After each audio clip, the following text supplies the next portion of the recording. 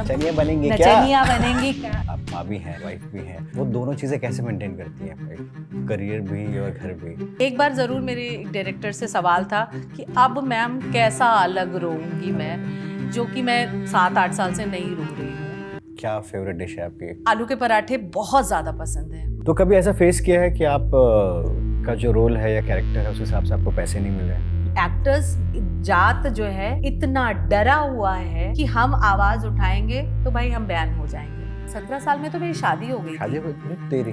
जी 17 साल में शादी कर लिया हाँ, I इतनी was जल्दी? in 11th। तो अरेंज वाला? रिक्शे से जा रही हूँ, लोगों ने प्राइस पूछा, क्या लेगी, क्या लोगी, इस तरह का भी मेरे साथ ऐसा हुआ। कुछ प्रोडक्शन हाउसेस इतना रुलाते हैं, 6 महीने तक आपको आपकी मेहनत के पैसे भीख की तरह मांगना पड़ता है। तो मैम आजकल किस प्रोजेक्ट में आप बिजी हैं? अभी मैं सन टीवी के लिए कर रही थी छठी मैया की बिटिया, ओके। जिसमें मेरा कैरेक्टर अभी ख़त्म हुआ है। और मैं अप्रैल से मोस्ट प्रोबेबली अप्रैल से मैं एक स्वास्तिक प्रोडक्शन का एक शो करने जा रही हूँ स्टार प्लस के लिए। तो फिलहाल यही है। तो कभी ऐसा कोई कैरेक्टर आया जिसमें आपको लगा कि नहीं यार इससे आपको अपनी लिमिट्स पुश करनी पड़ी? इमली जैसे टीवी शोज से सत्यमेव जयते तक बड़ी फिल्मों तक आपने काम किया। हाँ। आपने हर कैरेक्टर में अलग रंग भरे, खूबसूरत रंग भरे। और बहुत त्रासदी है ये हमारे मतलब फिल्म इंडस्ट्री या टीवी इंडस्ट्री की बहुत बड़ी त्रासदी है कि 90 दिन, मुझे समझ में नहीं आता क्यों 90 दिन काम हमने आज करके दिया, दे दो हमें कल या परसों पैसे। नीतू जी रियल लाइफ में कैसी हैं? जैसे वो कैरेक्टर्स स्पेशली करते हैं इंटेंस, इमोशनल, तो वैसी हैं या फिर रियल लाइफ में एकदम मज़ेदार मस्ती?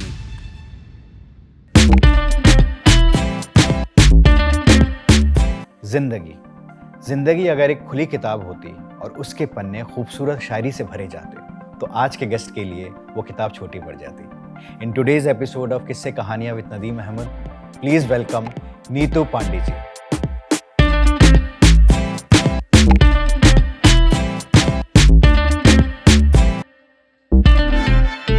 नमस्ते सर। नमस्ते मैम। कैसे हैं आप? गुड गुड, प्लीज कैसे? नमस्कार। कैसा चल रहा है मैम? बहुत अच्छा, आप लोगों ने तो बहुत अच्छा सेटअप कर रखा है। बस आप लोगों की मेहरबानी है, दुआएं हैं आपकी। बहुत खूबसूरत। हाँ जी। बहुत टाइम बाद मुलाकात है, मेरे ख्याल हाँ। बहुत साल हो गए हैं। भाई सीपी जब से हमने मतलब बंद हुआ तब से अब हमारी मुलाकात हो रही है। बेस्ट थिंग इसके एक बार फोन किया और आपने कहा यस मैं कल फ्री हूँ, आती हूँ। अरे तो कनेक्शन ही ऐसा है ना क्राइम पेट्रोल के लोगों के साथ, और क्राइम पेट्रोल से वो दिल का कनेक्शन है, उसका कोई तोड़ नहीं है, मतलब इसलिए। आपके कैरेक्टर्स तो वैसे भी काफ़ी लोग बहुत याद करते हैं, बहुत मैसेजेस आते हैं। इनफैक्ट मैंने पॉडकास्ट स्टार्ट किया तो काफ़ी सजेशंस है आपके नाम के लिए। Thank you so much. और मतलब मेरे चाहने वालों को भी थैंक यू सो मच, मुझे प्यार करते हैं। और सच में क्राइम पेट्रोल से नीतू पांडे जानी जाती हैं, तो ये सब क्रेडिट आप लोगों को भी जाता है और हमारे दर्शकों को भी जाता है। तो मैम आजकल किस प्रोजेक्ट में आप बिजी हैं? अभी मैं सन टीवी के लिए कर रही थी छठी मैया की बिटिया, ओके। जिसमें मेरा कैरेक्टर अभी ख़त्म हुआ है। और मैं अप्रैल से मोस्ट प्रोबेबली अप्रैल से मैं एक स्वास्तिक प्रोडक्शन का एक शो करने जा रही हूँ स्टार प्लस के लिए। ओके। तो फिलहाल यही है। तो कैरेक्टर्स वगैरह मिल गए आपको? हाँ जी सब कुछ हो गया। कैसा है कैरेक्टर? मैं हीरो की माँ कर रही हूँ, तो लुक टेस्ट वगैरह मेरा सब कुछ डन है। बस कुछ ये आईपीएल की वजह से वो डिले हुआ है, तो मोस्ट प्रोबेबली अप्रैल में शुरू हो जाएगा। Very good, wish you best of luck. और जैसे हमेशा आप चमकती रहती हैं अपने किरदारों में। Thank you so much, thank you so much. और किरदारों में चमकना क्या मतलब, हमारे पास तो यही होता है कि थोड़ा सा डायरेक्टर, थोड़ा को आर्टिस्ट, थोड़ा सेट, थोड़ा किरदार, एग्जैक्टली वो सब हो जाता है। तो कभी कभी दिल लग गया तो कैरेक्टर में जान आ जाती है, कभी कभी टेक्निक्स भी होते हैं। हाँ नहीं मुझे ऐसा लगता है कि जेब में रखकर कुछ लखनऊ से कुछ टेक्निक्स भी आई थी, कभी कभी इमोशन भी हो जाते हैं। हाँ ये भी है। तो आपका सफ़र इमली जैसे टीवी शोज से सत्यमेव जयते तक बड़ी फिल्मों तक आपने काम किया। आपने हर कैरेक्टर में अलग रंग भरे, खूबसूरत रंग भरे। तो कभी ऐसा कोई कैरेक्टर आया जिसमें आपको लगा कि नहीं यार इसने आपको अपनी लिमिट्स पुश करनी पड़ी? बिल्कुल। तो कभी ऐसा कोई कैरेक्टर आया जिसमें आपको लगा कि नहीं यार इसने आपको अपनी लिमिट्स पुश करनी पड़ी? सच बताऊं तो अभी तक ना मुझे जितने भी रोल मिले हैं मेरे कंफर्ट जोन्स के वो मिले हैं। मैं झूठ नहीं बोलूंगी आप इस पॉडकास्ट में, क्योंकि सच सच बात करनी चाहिए शायद। तो ऐसा कभी मुझे लगा नहीं कि हाँ कोई ये कैरेक्टर ऐसा है जो जब, हाँ एक दो बार जब क्राइम पेट्रोल में बार बार डेथ सीन पे रोते रोते, तो एक बार ज़रूर मेरे एक डायरेक्टर से सवाल था कि अब मैम कैसा अलग रोऊंगी मैं, जो कि मैं 7-8 साल से नहीं रो रही हूँ। तो वो एक मुझे ज़रूर था कि एक ही जैसा, मतलब अभी फैमिली में किसी की डेथ हो गई है, सीपी हम रेगुलर कर रहे हैं, महीने में 2-2 3-3 स्टोरीज करते थे, तो रोना आ रहा है, बहुत रोना आ रहा है। तो मेरी डायरेक्टर ने कहा, श्रेया मैम ने, कि नीतू जी इसमें ना ना आप हंसिए, ना आप रोइए, ना आप शौक में रहिए, कुछ अलग करिए। उस वक्त मुझे ऐसे मेरे हाथ पैर फूल गए। मैंने कहा क्या करूं जो मैं 9 सालों से नहीं करती आ रही हूँ, मैं कैसे रोऊं, ना हंस सकती हूँ ना शौक में। वहाँ पे मुझे एक बार लगा कि एज एन एक्टर मैं क्या कर सकती हूँ। फिर मैंने कहा मैम मैं कोशिश करूँगी, क्या निकलता है मुझे नहीं पता, मैं प्लान नहीं कर रही हूँ। तो खैर कुछ किया, तो अब उन्हें समझ में आया या नहीं आया वो तो मुझे नहीं पता, मुझे जो आया समझ में वो कर दिया मैंने। हाँ जी। तो वो एक था कि एक ही जैसे कैरेक्टर आप करते करते ना, तो आप हर स्टोरी में अलग क्या कर सकते हो। Correct correct. तो आपको क्या लगता है डायरेक्टर्स का कितना योगदान होता है या अरे कितना बहुत डिपेंडेंस ज़्यादा, होता है कि बहुत ज़्यादा। आपके कैरेक्टर्स को इतना अच्छा ब्यूटीफाई करना या उसको वो क्राइम पेट्रोल की बात कर या एवरीथिंग? कैसे? नहीं नहीं, बहुत ज़्यादा, क्योंकि हम तो अब हमारे पार्ट के लिए जाते हैं, हम अपनी लाइंस याद करके जाते हैं, तैयार रहते हैं और हम परफॉर्म करते हैं। पर जो डायरेक्टर होते हैं उनको तो पूरी कहानी पता होती है, उनको अंत भी पता होता है। इनफैक्ट हमें तो कभी कभी अंत भी नहीं पता होता कि इसको ये कहाँ ले जाना है, या इससे पहले कभी हम 12-12 15-15 सीन्स एक साथ करते हैं, इससे पहले क्या हुआ था, बाद में क्या होगा। तो डायरेक्टर जैसा कहता है तो हम आंख बंद करके उस पर विश्वास करते हैं कि हाँ वो हमसे ज़्यादा जानते हैं। और क्राइम पेट्रोल की बात करूँ तो क्राइम पेट्रोल के जितने भी डायरेक्टर्स थे वो सारे इतने ज़्यादा तैयार होकर सेट पर आते थे कि हमें कभी, मुझे वो 9-10 सालों में कभी ये सवाल मेरे मन में नहीं आया यार ये सीन ऐसे क्यों करवा रहे हैं सर, कभी में नहीं आया मेरे मन में, क्योंकि विजन क्लियर होगा शायद। बहुत ज़्यादा क्लियर होता था। राइटिंग लेवल पे हो, शॉर्ट्स के लेवल पे हो, टाइमिंग हो कि हाँ भाई इतने टाइम में मुझे इतना ही चाहिए नहीं। तो वो सीपी के डायरेक्टर्स का तो कोई तोड़ नहीं है कि वो उनको कभी सवाल करने का मन नहीं हुआ। डेली सोप में कभी कभी लगता है कि सर ये हम क्यों कर रहे हैं, क्यों सर ये बहुत ज़्यादा तो नहीं हो जाएगा। पर वहाँ पे भी यही अप्लाई होता है कि उन्हें सारा चीज़ें उन्हें पता होती हैं, उन्हें सारी चीज़ों के बारे में पता होता है, तो हम लोग छोड़ देते हैं, जो डायरेक्टर हमारा कहेगा हमें वो करना है। क्योंकि पूरा एपिसोड उनको ज़्यादा, हमसे ज़्यादा पता है। हमें सिर्फ हमारे कैरेक्टर के बारे में, उनको होल सोल स्टोरी और उसके मतलब आदि और अंत सब पता होता है। तो मेरे जैसा एक्टर छोड़ देता है अपने डायरेक्टर पर। तो नीतू जी रियल लाइफ में कैसी हैं, जैसे वो कैरेक्टर्स स्पेशली करते हैं इंटेंस इमोशनल, तो वैसी हैं या फिर रियल लाइफ में एकदम मज़ेदार मस्ती? हाँ मैं ज़्यादा मस्ती वस्ती करती हूँ, मतलब इंटेंस भी हूँ मैं बहुत, रोना भी आता है। पर हाँ मैं जैसे कैरेक्टर रोना किस बात पे आता है आपको? पहले बहुत आता था मुझे, तो अगर आप चिल्ला के भी डांट देते तो मुझे रोना आ जाता था। मैं तो नहीं चिल्लाता हूँ। कभी नहीं चिल्लाए, ऐसी थी मैं पहले। लेकिन अब तो इतना मजबूत हो गई हूँ कि अभी तो ज़्यादा नहीं रोना आता है अभी। लेकिन हाँ मैं मतलब वैसी बिल्कुल भी नहीं हूँ जैसे कैरेक्टर करती हूँ। हाँ थोड़ा चिल करती हूँ, शांत रहती हूँ। शांत मतलब ये कि जो होगा देखा जाएगा। थोड़ा लेजी भी हूँ थोड़ी। अच्छा। थोड़ी लेजी भी हूँ। तो बहुत हेक्टिक होता है। हाँ। मतलब for me also it's very hectic, लेकिन एज ए फीमेल आप माँ भी हैं, वाइफ भी हैं, तो वो दोनों चीज़ें कैसे मेंटेन करती हैं, एक करियर भी और घर भी? हाँ, कितना मुश्किल है वो मेंटेन करना? है, मुश्किल होता है कलाकारों के लिए ना। कलाकारों के जो कलाकार ही नहीं, हम अपनी जिस इंडस्ट्री में काम करते हैं वहाँ सभी के लिए मैं बात करूँगी। हम 9 to 6 जॉब करते नहीं हैं, फिक्स टाइम नहीं है। हम वो फिक्स टाइम पे काम नहीं करते हैं। वहाँ पे डीओपी हो, चाहे डायरेक्टर हो, चाहे इवन स्पॉट दादा से लेकर और प्रोड्यूसर तक, हमें आने का तो टाइम पता होता है, जाने का कभी पता नहीं होता है। मिनिमम 12 घंटा तो है ही अपने पास। मिनिमम 12 घंटे। इन केस अगर एपिसोड जाना है या हमारे पास लोकेशन नेक्स्ट डे नहीं है तो वो खिंच भी जाता है वो टाइम। तो ये तो हम है कि सिर्फ एक्टर्स के लिए नहीं, हमारी इंडस्ट्री के सारे लोगों के लिए फैमिली और ये एडजस्ट करना बहुत मुश्किल है। आप कैसे करते हैं? मेरा हो जाता है इसलिए क्योंकि मेरी बच्ची बड़ी हो गई है थोड़ी सी। हाँ, मेरी तो 2 साल की है। हाँ, मेरी बेटी अभी बड़ी हो गई है तो वो एक है, और मुझे लगता है कि हमारे साथ वो लोग ज़्यादा एडजस्ट करते हैं, करेक्ट।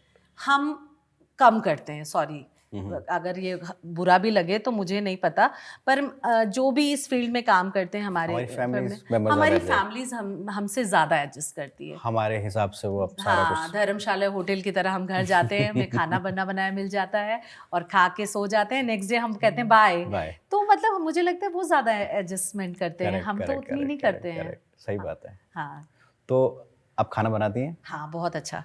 क्या फेवरेट डिश है आपकी?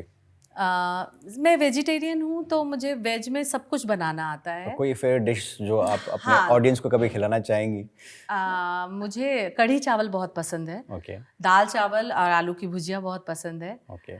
आलू के पराठे बहुत ज़्यादा पसंद है, मतलब मैं 12 मास आलू के पराठे खा सकती हूँ, ऐसा वाला है। और मैं वेज में सब कुछ बना लेती हूँ। ये जो नए खाने फूड, ये कॉन्टिनेंटल और ये सब में मेरा हाथ थोड़ा तंग है।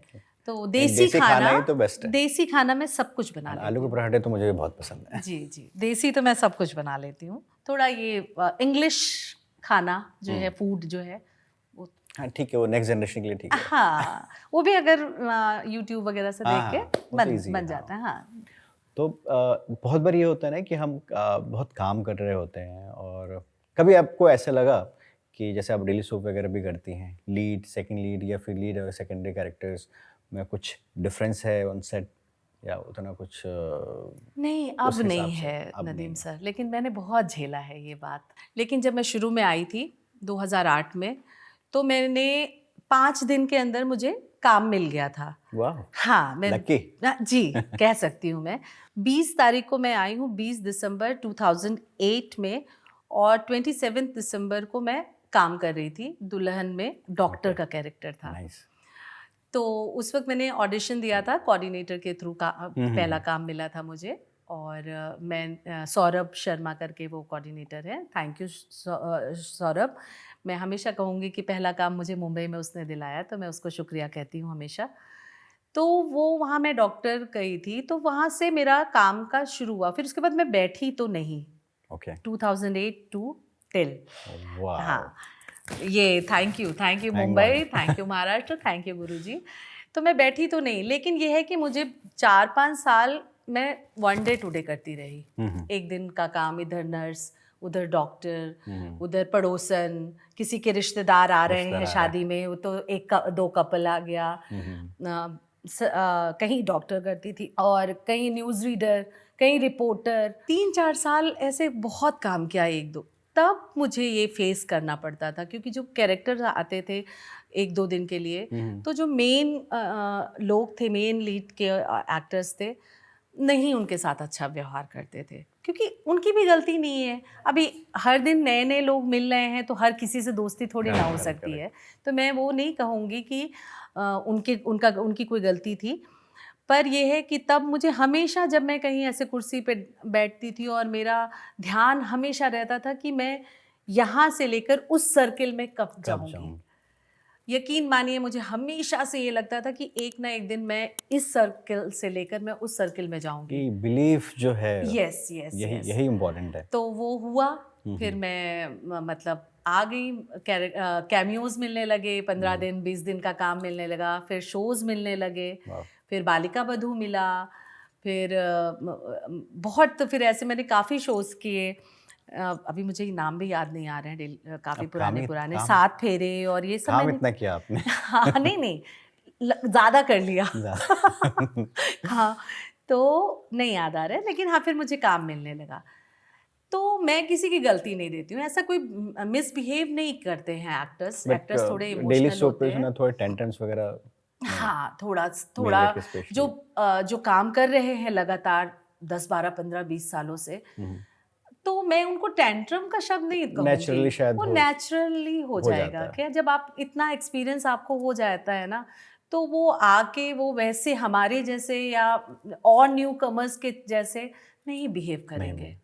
तो मैं तो नहीं मानती कि वो टेंट्रम है। हो सकता है 25 साल बाद मैं भी ऐसे ही करने लगूं कि हाँ मैं आऊँ सेट पे, हाँ सर क्या है मेरा बताइए, और हाय हेलो करना भूल जाऊं। मतलब जानबूझ के नहीं, कि काम पे ज्यादा शायद उतने इतना कुछ देख लेते हैं ना, वो देख भी लिखते हैं शायद, इतना बिजी रहते हो, बिजी रहते हैं या मतलब प्रोडक्शन हाउसेस या प्रोडक्शन वाले से इतना बहुत कुछ होता है।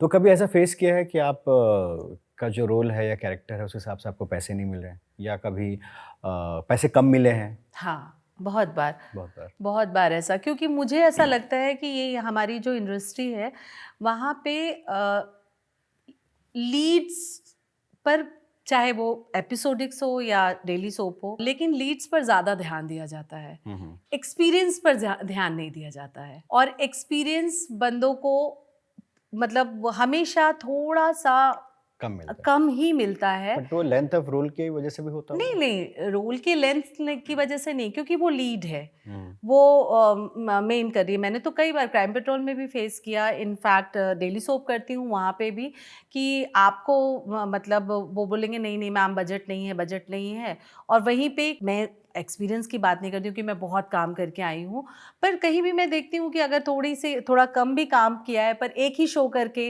वो थोड़ा बड़ा शो कर दिया उस लड़की ने, तो मुझसे ज़्यादा पैसे ले रही होती है।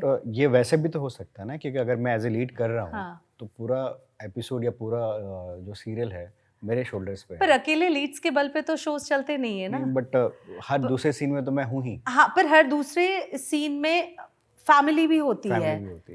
मेहनत के मामले में ऐसा नहीं। हाँ, लीड्स को थोड़ा ज़्यादा एक्सप्लोर करना पड़ता है, और ज़्यादा एक्सप्लोर करते हैं वो लोग कि हाँ उनको 12 घंटे हम भी काम करते हैं, 12 घंटे वो भी काम करते हैं। हाँ, पर ये है कि ज़्यादा मेहनत उनको थोड़ी सी करनी पड़ती है। मैं ये नहीं कहूँगी ज़्यादा पैसे ले जाते हैं, शायद इसलिए देते होंगे, ये एक लॉजिक हो सकता है कि ज़्यादा से ज़्यादा पैसे ले जाते हैं। हाँ, उनको डांस भी करना होता है, उनको ज़्यादा रोना धोना भी, उनको रोमांस भी करना होता है। तो मैं मतलब आप कह सकते हैं कि शायद इसकी वजह से उन्हें पैसा ज़्यादा दिया जाता है, और जो कैरेक्टर आर्टिस्ट होते हैं उनको थोड़ा कम मिलता है। मतलब मुझे कम मिलता है, मैं बाकी लोगों की बात नहीं कर रही हूँ। तो इसके लिए आपने कोई मोर्चा नहीं उठाया? नहीं, कई बार सोचा कि अब मैं इस बजट से नीचे काम करूंगी ही नहीं। फिर क्या होता है ना कि हम वर्कaholic लोग हैं, काम तो करना, हमें काम करने में बहुत मजा आता है। घर पर नहीं बैठ सकते, घर पे नहीं बैठ 2 दिन से ज़्यादा बैठा नहीं जाता। एग्जैक्टली। तो फिर ऐसा लगता है कि चलो थोड़ा कम ही दे रहे हैं, पर काम करने में मजा आएगा ना, हम काम करेंगे। काफ़ी सीनियर एक्टर हैं, काफ़ी एक्सपीरियंस्ड हैं, तो आपने एक्सपीरियंस किया भी होगा जो न्यू कमर्स आते हैं, या इनफैक्ट आप लोग के साथ भी होता होगा कि जो पेमेंट्स आती हैं लाइक मंथली होना ही चाहिए, लेकिन वो 3 महीने से ऊपर, और बहुत बार ये होता है कि बोला जाता है कि कॉम्प्रोमाइज़ कर लो, आपका सर्टेन अमाउंट है तो हम आपको कैश देते हैं या चेक देते हैं, इतना कम कर लो।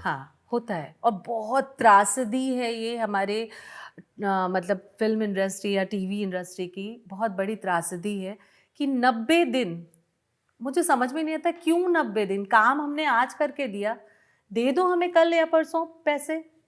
90 दिन का तो सवाल ही नहीं पैदा होता है देने। 90 दिन तब तक क्या करेंगे? तब तक क्या करेगा? और चलिए ठीक है, एक अब थोड़ा मैंने काम कर लिया है, अभी मैं थोड़ी सी स्टेब्लिश हो चुकी हूँ, थोड़ा मतलब लाइफ थोड़ी सेट हो चुकी है, तो मैं मान सकती हूँ कि मैं 90 दिन वेट कर सकती हूँ। मैं मेरे खर्चे से, मेरे पेट्रोल से सेट पे पहुँच सकती हूँ, अपना खाना पीना सब कुछ अरेंज कर सकती हूँ, रेंट और बहुत चीज़ें होती हैं खर्चे।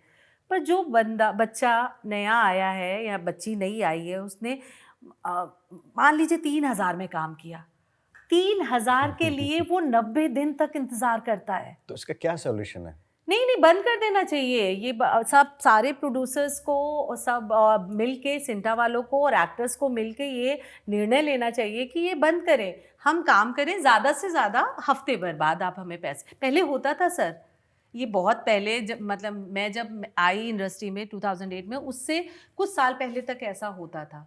फिर कुछ लोगों ने ये ख़राब कर दिया कि हाँ 90 दिन के बाद या 45 दिन के बाद। फिल्मों में अभी भी नहीं होता, एड्स में अभी भी नहीं होता, 1 महीने के अंदर आपके पैसे आ हम जाते लोग हैं। ऑप्टिमिस्टिक्स के लिए करते थे तब तक तो, नहीं ऑप्टिमिस्टिक के तब तक ये पता नहीं था, क्योंकि वो तो हाँ, चेक सीधा ऑप्टिमिस्टिक के आके मामले ले में जाओ। नहीं, उसकी वजह ये होती थी क्योंकि हम लोग तो महीने में 4-4 स्टोरी करते ही थे। तो मेरा 9 साल ऑप्टिमिस्टिक से रेंट और ब्रेड बटर चला है।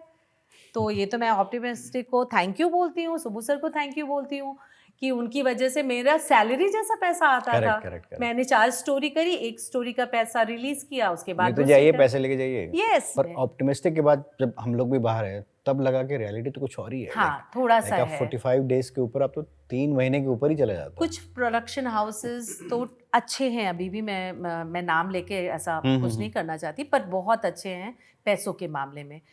कुछ इतना रुलाते हैं, 6 महीने तक आपको आपकी मेहनत के पैसे भीख की तरह मांगना पड़ता है कि भाई वो पैसे चेक बन गया, नहीं मैम अभी नहीं बना। अरे मतलब ऐसा हो जाता है कि उनको देना ही नहीं है, नहीं है पैसे तो मत बनाओ ना, किसने बोला है? लेकिन ये बातें मैं भी बहुत टाइम जब नया आया था तब से मैं सुन रहा हूँ और अभी तक सुन ही रहा हूँ, लेकिन कभी कुछ हुआ नहीं। उसके लिए ना यूनिटी चाहिए, जो कि है नहीं। हमारे यहाँ यूनिटी इसलिए नहीं हो सकती है कि सबकी परिस्थितियाँ अलग अलग हैं। करेक्ट, ठीक है, हर एक्टर्स यूनाइटेड नहीं हो सकता क्योंकि सब एक्टर की परिस्थिति अलग है। बोर्ड्स वगैरह, सिंटा वगैरह है। सिंटा अकेले क्या कर सकती है? सिंटा में एक्टर्स ही तो रहते हैं, वो खुद ही डरे हुए रहते हैं, उनका क्या, वो हमारे लिए क्या लड़ेंगे? सिंटा में भी तो एक्टर्स हैं, आज वो बिगाड़ कर लेंगे किसी से, किसी प्रोडक्शन हाउस से मनमुटाव कर लेंगे, उन्हीं को नहीं बुलाएंगे, बैन कर देंगे। तो रीजन यही डर है, बहुत डर काम है ना मिलने का। ये हम लोग एक्टर्स जात जो है इतना डरा हुआ है कि हम आवाज उठाएंगे तो भाई हम बैन हो जाएंगे। हमने अगर अच्छे से कोई बात नहीं करी तो हमको तो बुलाएंगे ही नहीं, ये प्रोडक्शन वाला, ये प्रोडक्शन बुलाएगा ही नहीं। और आपको नहीं बुलाएगा, आप बजट बढ़ा के रखोगे, नहीं मैं तो भाई इतने में ही काम करूंगी। मेरे पीछे बहुत लोग ऐसे हैं जो उससे कम में करने के लिए तैयार है। तो क्यों चाहिए उनको नीतू पांडे? आपके जैसा मेकअप करा के, साड़ी पहना के मम्मी, उनको भी बनाया जा सकता है। और मैं ये नहीं कहूँगी कि वो बुरे एक्टर्स हैं, वो भी बहुत अच्छे बेहतरीन एक्टर्स हैं, पर फिर मेरा नुकसान होगा तो भैया ठीक है, तुम जो दे रहे हो ला हम कर लेते हैं काम। हाँ, क्योंकि मैंने बहुत लोगों को बैठे बैठे गायब भी होते हुए देख लिया कि हाँ नहीं मैं तो इससे नीचे से काम, इतने नीचे से काम नहीं करती हूँ, इस बजट में काम करती हूँ। मैंने देखा वो गायब हो गए। करेक्ट। तो जो दिखता है वो बिकता है, वो कहावत को पूरा करने के लिए आपको कंटिन्यू काम करना पड़ेगा। तो आपकी जर्नी जो स्टार्ट हुई, आपने थिएटर स्टार्ट किया जब आप 17 साल की थी? नहीं 17 साल में तो मेरी शादी हो गई शादी हो गई थी तेरी? जी 17 साल में शादी कर ली आपने? I was in 11th। It was arrange और लव? Arrange marriage. हाँ, जान पहचान थी मेरी, मतलब फैमिली से, पर अरेंज मैरिज थी मेरी। और 19th में तो मेरी बेटी हो गई। और उसके बाद वो स्कूल जाने लगी, फिर मैंने करियर शुरू किया है। तो पर मुझे मालूम नहीं था कि, ये पता था कि मैं बड़ी होके यही बनूंगी। अच्छा। ये तो मुझे बाय बर्थ पता था शायद। इससे पहले कभी नहीं, मैंने अपना नाटक जो पहला किया, चरणदास शोर, वही नाटक मैंने पहली बार देखा। ओके। इससे पहले मुझे नहीं पता था, क्योंकि थोड़ा ब्राह्मण परिवार से हूँ, ऑर्थोडॉक्स फैमिली है, थोड़ा वैसे अब बहू पल्ला ढकना, उसी परिवार से हूँ, मुझे उससे कोई एतराज़ नहीं है। मैं जहाँ जैसा देश वैसा वेश, मैं आज भी वैसे ही रहती हूँ जहाँ अगर जाती हूँ मेरी ससुराल। तो उस परिवार में कहाँ नाच गाना होता था। तो आपका मेरा मतलब, मुझे ऐसा लगता है कि मैं शायद कई जन्म में ऐसे मर के एक्टर ही बनती रहती होंगी, और मरी होंगी फिर एक्टर बनूंगी, फिर मरूंगी फिर एक्टर बनूंगी। मुझे ऐसा लगता है मेरा किसी ने फैमिली से रोका नहीं? बहुत सर। शुरू में तो मैंने बाहर मुझे टचवुड कभी भी प्रॉब्लम नहीं हुई। मुझे मेरे घर में ही सबसे ज़्यादा प्रॉब्लम हुई। मेरे घर वालों ने रोका, कहने लगी क्या नाचना गाना शुरू करोगी, हमारे सभ्य घर की लड़कियां ये सब नहीं करती हैं, ऐसे ऐसी बातें सुनी। हुआ, बहुत कुछ हुआ, पर मेरे जो गुरुजी हैं, जिनकी वजह से आज मैं जो भी कुछ हूँ, मनोज शर्मा सर, उन्होंने मुझे पहले वर्कशॉप में 1-2 बात कह दी थी, मैंने उसको गांठ बांध ली। उन्होंने बोला था पहले कुछ अलग करना चाहोगी तो लोग आपका विरोध करेंगे, फिर आपको नहीं रोक पाएंगे, फिर आप पर हंसना शुरू करेंगे, आपका मोरल डाउन करेंगे, आपको ऐसा दिखाएंगे कि मतलब आप मजाक का पात्र हो, फिर भी आप नहीं रुकोगे तो धीरे धीरे आपके पीछे चलेंगे और थोड़े दिन बाद आपके साथ चलना शुरू कर देंगे। मैंने वो तीनों स्टेज पार करी है। वाह। हाँ, विरोध भी हुआ, मैं मजाक का पात्र भी बनी, मुझ पे हंसे भी लोग, अरे अभी वो चली हैं हीरोइन बनने और ये फलाने बनने ढमकाने बनने, नाचने गाने चली हैं, नाक कटा दी हैं, ये है सब नचनिया बनेंगी क्या? नचनिया बनेंगी क्या अरे हम मतलब 4 लोगों के साथ स्टेज पर नची हैं ऐसे। हम लोग अवधी, मैं लखनऊ से हूँ तो हमारी मदर टंग अवधी है, तो बहुत कुछ सुना मैंने, अनर्गल बहुत कुछ सुना मैंने। तो थिएटर आपने लखनऊ में किया? लखनऊ में थिएटर किया और फिर आप मुंबई फ्रीलांस मैंने 2000 से शुरू किया और वहाँ पे मैंने वर्कशॉप करी भारतीय हिंदू नाट्य अकेडमी से। फिर वहाँ पे मैंने नाटक करना शुरू किया और फिर वहाँ से फ्रीलांस मैंने 2000 से 2008 तक नॉन स्टॉप नाटक किया। शायद ही कोई ऐसा मंथ रहा होगा। तब आप कैसे मैनेज कर रही थी? घर के काम भी करती थी, आके झाड़ू पोछा बर्तन चौका सब करती थी। बेटी भी थी और हाँ, सब करती थी। मैं आपको बताऊं 20-20 घंटे काम करती थी। मैं सुबह 7 o'clock से लेकर 1:50 तक एक स्कूल में पढ़ाती थी। फिर वहाँ से आती थी, बेटी को स्कूल से लेकर आती थी, वहाँ उसको पढ़ा लिखा के फिर मेरे पास 36 बच्चे ट्यूशन के थे। 3 बजे से लेकर मैं 6 बजे तक ट्यूशन पढ़ाती थी। फिर 6 बजे से मैं वर्कशॉप जाती थी। फिर वर्कशॉप से आने के बाद 1-1.5 घंटे की वर्कशॉप के आने के बाद मैं घर का खाना बनाती थी, क्योंकि हमारे यहाँ अगर 2-3 बहुएं हैं तो डिवीजन कर दिया जाता है कि हाँ सुबह का दोपहर का। तो मेरा शाम की ड्यूटी थी क्योंकि सुबह मैं पैक्ड थी, तो मैं खाना भी बनाती थी, बर्तन चौका भी करती थी, सब करती थी। और उसके बाद फिर सोती थी, फिर सवेरे।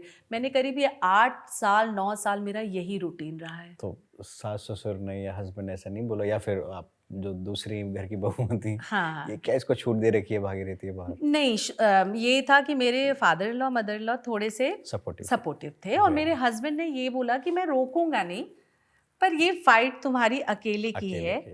तुम अगर लड़ लेती हो सबसे, क्योंकि मैं सबसे छोटा हूँ घर में, तो मैं मेरे घर वालों के सामने ऐसे मतलब अगेंस्ट उनके नहीं खड़ा होऊंगा, पर तुम्हारी लड़ाई है, अगर तुम लड़ सकती हो तो लड़ो। ये उनका सपोर्ट मुझे मिला कि उन्होंने रोका मुझे कभी नहीं। तो बस मैंने फिर लड़ाई करी और सबसे लड़ी, और सबसे ज़्यादा मेरे मायके से लड़ा। मेरे भाई को बिल्कुल पसंद नहीं था ये काम, मेरी मम्मी बहुत खिलाफ थी। 11-11 बजे तक रिहर्सल से आने का टाइम, वो भी लखनऊ में उस वक्त तो और बहुत कुछ सहा। इनफैक्ट मतलब 2008-9 में 7-8 बजे के बाद कोई सभ्य घर की लड़कियां या औरतें नहीं दिखती थी। आप यकीन, बहुत बुरा इंसिडेंट मेरे साथ 2-3 बार हुआ कि रिक्शे से जा रही हूँ, लोगों ने प्राइस पूछा, क्या लेगी, क्या लोगी, इस तरह का भी मेरे साथ ऐसा हुआ, क्योंकि मुझे समझ में नहीं आता ऐसे क्यों ये मेरे पीछे बाइक से चल रहा है या कार से कोई बंदा चल रहा है। फिर मुझे रियलाइज़ हुआ ये लखनऊ है और यहाँ पे 11 बजे कोई ऐसे थोड़ा मेकअप लगा के, थोड़ा अच्छा बाल खोल के चल रहा है, तो उसको अच्छी नज़रों से नहीं देखा जाता, लोग उसके बारे में गलत ही समझ रहे होंगे। तो मुझे समझ में आया, फिर मैंने कहा नहीं ऐसा नहीं। तो बहुत कुछ झेला है सर यहाँ तक पहुँचने के लिए। एक बार तो नाटक ख़त्म हुआ और मैं जल्दी कि घर पे डांट ना पड़े और मैं जल्दी पहुँचूँ। मैंने मेकअप, दूरदर्शन का 31 का शो, कुछ प्रोग्राम हम लोग करते थे, तो वहाँ मेकअप नहीं रिमूव किया और मैं ऐसे ही सड़क पे खड़े होके ऑटो का वेट कर रही थी। उस दिन मतलब मुझे लगा कि बाप रे, लेडीज़ क्या क्या झेलती होंगी बाहर सड़क पर। बहुत एम्बैरेस हुई होंगी। बहुत लोगों ने इतने गंदे कमेंट्स किए और मैं डर गई लिटरली कि ये क्या हो रहा है, मैं और ऑटो नहीं मिल रही है, लेट हो रहा है, घबराई हुई हूँ। तो खैर ये सब हुआ। वही है, मतलब लोगों के लिए इंस्पिरेशन है कि यहाँ तक पहुँचने के लिए इतनी आसानी नहीं है कि सीधा पहुँचे, ओवरनाइट स्टार बन गए। 10-20 सालों में 15 सालों में बहुत परिवर्तन आया है। अब पेरेंट्स बहुत लिबरल हो गए हैं। अब पेरेंट्स खुद चाहते हैं कि उनके बच्चे डांस कंपटीशन में पार्टिसिपेट करें या एक्टिंग करें, क्योंकि अभी लीड की एज भी 12-12, 15-15 साल हो गई है ना, वो बच्चे को माँ बाप प्रोत्साहित करते हैं। पर थोड़ा मेरे टाइम पे जाने पे, या मेरे घर में कह लीजिए, उस ज़माने में भी लोग थे, मेरे यहाँ थोड़ी सी स्ट्रिक्टनेस ज़्यादा थी सर। इतना स्ट्रगल करके आप यहाँ तक पहुँची, है ना, और उसके बाद आपने काफ़ी सक्सेस भी देखी है और स्टेबल भी हैं आपने। काफ़ी नहीं, लेकिन हाँ प्रोसेस में हूँ। मतलब वहाँ से यहाँ तक तो काफ़ी है, मतलब सबकी कह सकते हैं कि आगे बढ़ी है। तो आपने आर माधवन के साथ आपने मनु किया था। तनु मनु किया था, आपने जॉन अब्राहम के साथ किया है, हाँ, आशुतोष जी के साथ किया हाँ, है। हाँ, इतने बड़े-बड़े एक्टर्स के साथ सबका सपना होता है। हाँ, हाँ, जब हाँ। आपने स्टार्ट किया तब से यहाँ तक तो बहुत बड़ी बात होगी। Right, right. तो कैसा एक्सपीरियंस रहा? मुझे बहुत अच्छा लगा जब तनु मनु हमने 2005 में किया था, तो मैं लखनऊ में ही थी। मेरी पहली फिल्म जो है वो राजपाल यादव के साथ थी। ओके। मैं, मेरी पत्नी और वो 2003 3 या 4 या ऐसा कुछ है। वो मुझे 11,000 रुपये मिला था वहाँ पे, पर डे 1,000 रुपये। ओके। वो मेरे पहला सिनेमा था और मैंने पहला कैमरा फेस किया था। शैल चतुर्वेदी जी के बेटे हैं विशाल चतुर्वेदी जी, वो हमेशा लखनऊ आते थे और वहाँ पे शूट करते थे जयपुर दूरदर्शन के लिए, दिल्ली दूरदर्शन के लिए। तो उनका दिल्ली दूरदर्शन का एक टेली फिल्म बनती थी पहले, तो वहाँ पे मैंने पहला कैमरा फेस किया था और फिल्म तो मैंने 2000 में ही कर ली थी ये राजपाल यादव के साथ। तनु मनु के टाइम पे मेरी कास्टिंग वहीं से हुई थी, तो उसी हिसाब से मुझे पेमेंट मिला था क्योंकि लखनऊ से ही कास्टिंग हुई थी। हम हम लोगों का मेकअप नहीं करते थे क्योंकि हम मतलब सपोर्टिंग क्या मतलब हम लोग ऐसे फिलर्स थे हाँ। वहाँ पे। तो वो वहाँ पे मैंने देखा जो पहली बार, उस वक्त तो हमें बहुत खुशी हुई कि हम तनु मनु के में काम कर रहे हैं। माधवन के साथ काम करके, माधवन मतलब आर माधवन मैंने सुना था, देखा था, फिल्में देखी थी, पर वो सच में बहुत अच्छे इंसान हैं, बहुत ही अच्छे और बहुत ही हैंडसम। तो वो बहुत उनके साथ काम करके अच्छा लगा। तब तो हमें ज़्यादा मालूम नहीं था, तब हमें पता चलता था कि कितना फ़र्क है एक बड़ा एक्टर या स्टार में और फिलर्स में। वहाँ पे तो हमें टचअप नहीं, अपनी साड़ी लेकर आओ वो। फिर जब मैंने पार्ट 2 करी तब मैं बॉम्बे आ चुकी थी। तब मैंने मेरे हिसाब से काम किया और तब थोड़ा फ़र्क वहाँ पे हटा मेरा और पहली वाली से और दूसरी वाली तक।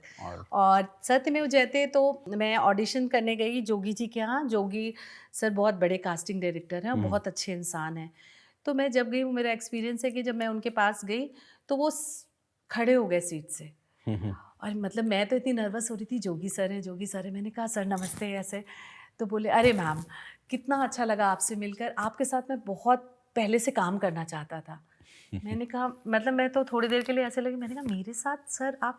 बोले मैं क्राइम पेट्रोल का बहुत बड़ा फ़ैन हूँ और मैंने आपके बहुत एपिसोड्स देखे हैं और मैं चाहता था कि मैं आपके साथ काम करूं। आज एक कैरेक्टर के लिए मुझे लगा कि आप शायद कर सकती हैं, तो मैंने वहाँ ऑडिशन किया था। तब मुझे सत्यमेव जयते पार्ट 1 मिली।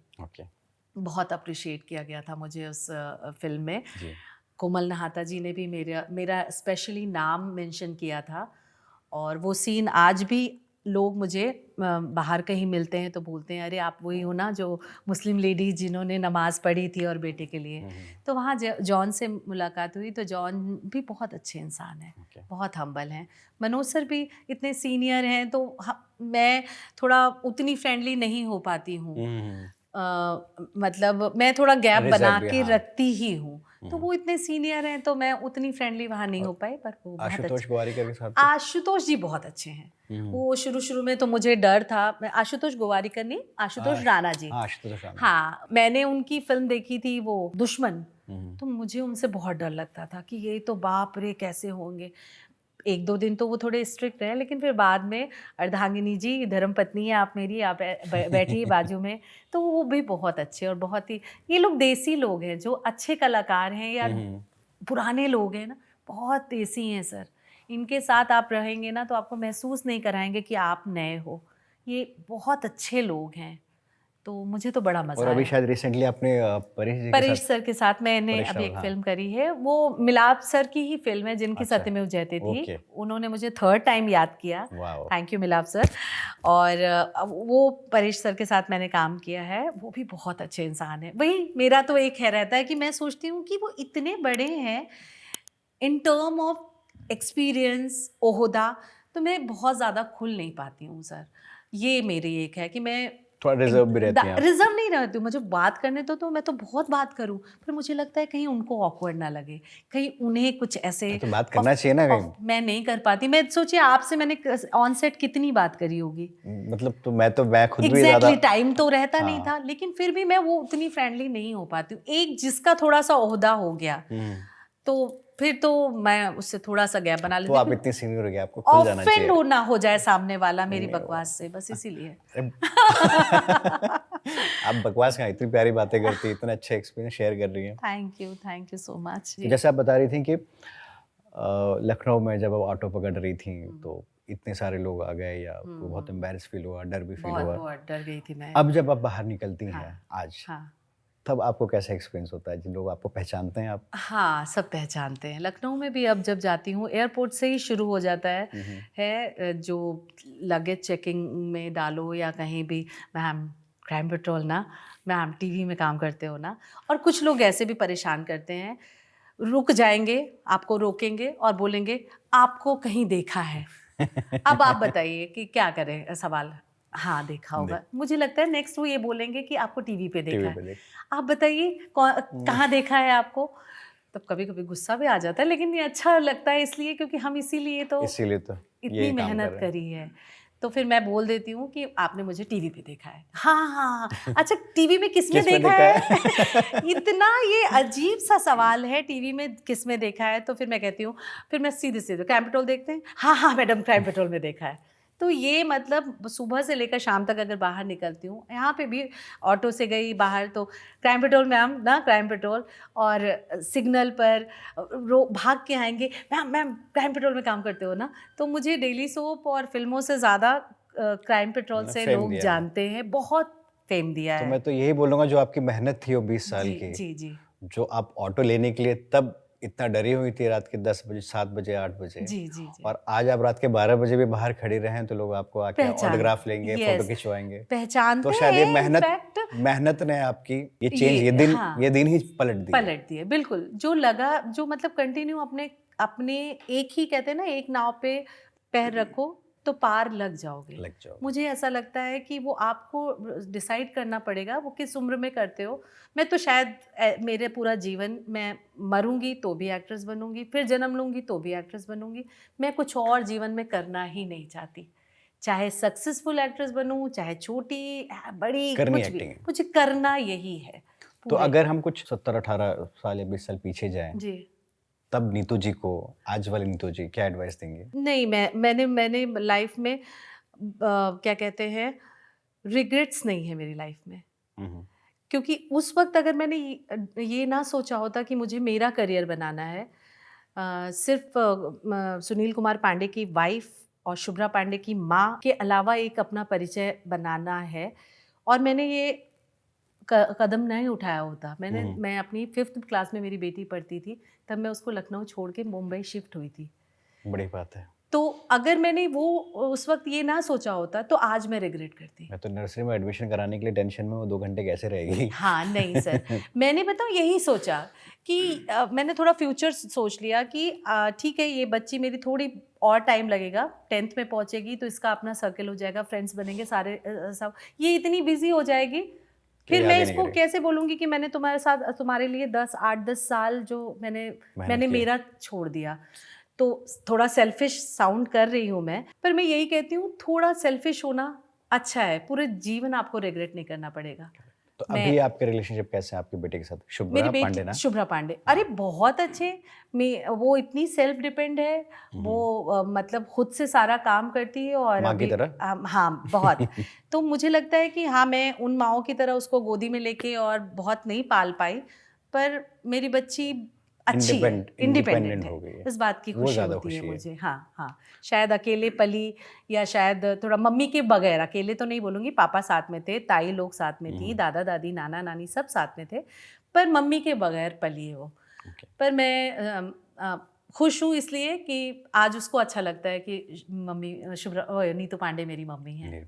हाँ, तो रिग्रेट्स नहीं है मेरी लाइफ में कोई। ये बहुत अच्छी बात है कि आपकी औलाद इस बात से प्राउड फील करिए कि ये मेरी माँ, बहुत प्राउड फील करती है। और हम सबको प्राउड फील करना चाहिए कि हमारे माँ बाप कौन है। हाँ, और मैं फीमेल्स को यही कहूँगी, ठीक है, जिम्मेदारियां हैं, हम सबकी हैं, मेल्स की भी है, फीमेल्स की भी है। आप अपनी पूरी ड्यूटी निभाते हुए पर थोड़ा अपने बारे में भी सोचिए, क्योंकि बाद में ये पछताए कि अरे काश हम कर लेते, काश कर लेते, या उसने कर लिया हम क्या। तो उससे अच्छा है आज कर लो। थोड़ा लोग बोलेंगे, बुरा बोलेंगे, मुझे भी स्वार्थी माँ का भी मैंने टैग अपने ऊपर देखा है, पर ठीक है, मैं खुश हूँ।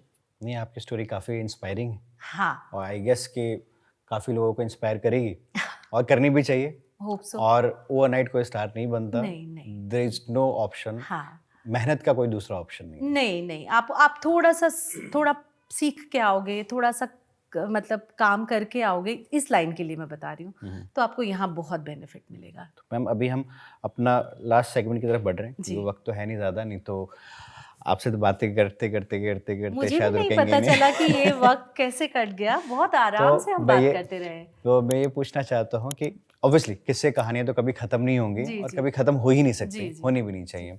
जैसे आप कहते हैं कि आप बोलती रहेंगी। हाँ, वो बोलती रह सकती हूँ, बोलती रह मैं पूरा सकती दिन हैं। बोल सकती हूँ। तो मुझे ये बताइए कि अगर आपको डेडिकेट करना हो कोई लाइन या कोई गाना जो आपके ऊपर हो, जो आप जिससे आप बता सकें कि ये पावर हाउस परफॉर्मेंस जो आती है आपकी तरफ से वो कैसे होती है, उसको ट्रिब्यूट देना हो, तो क्या होगा वो एंड करने के लिए? सॉन्ग। सॉन्ग हो, कोई कपलेट हो, कोई शायरी हो, कोई पोयम हो। वैसे तो संगीत मुझे थोड़ा, मैं ओल्ड स्कूल हूँ तो मुझे संगीत भी पुराना ही बहुत ज़्यादा पसंद है। पर एक गाना है, रुक जाना नहीं तू कभी हार के, मिलेंगे साए नहार के, ओ राही ओ राही ओ राही ओ राही। मैं रुकने वाली नहीं हूँ, इसीलिए मैंने ये बात कही कि मैं रुक नहीं सकती। बिल्कुल मत रुकिए, और हम चाहेंगे कि हम में से कोई ना रुके और जितने ऑडियंस आपको पसंद करती है वो भी ना रुकें और सब चलते रहें। Thank you so much Nadeem sir, यहाँ बुलाने के लिए मुझे बहुत अच्छा लगा। Thank you very Thank much. you. Thank you दर्शकों, और मैं उम्मीद करती हूँ कि ये पॉडकास्ट आप सभी तक पहुँचेगा और ज़्यादा से ज़्यादा लोगों तक पहुँचेगा। और देखिए, सुनिए और अपने मनपसंद आर्टिस्ट, कैमरामैन, डायरेक्टर से मिलिए। और थैंक यू सो मच आप लोगों की टीम को, थैंक यू, बहुत एफर्ट कर रहे हो और बहुत अच्छा जाएगा ये सब कुछ। Thank you ma'am. Thank you so much. Thank you. Thank you sir. Thank you. Thank you.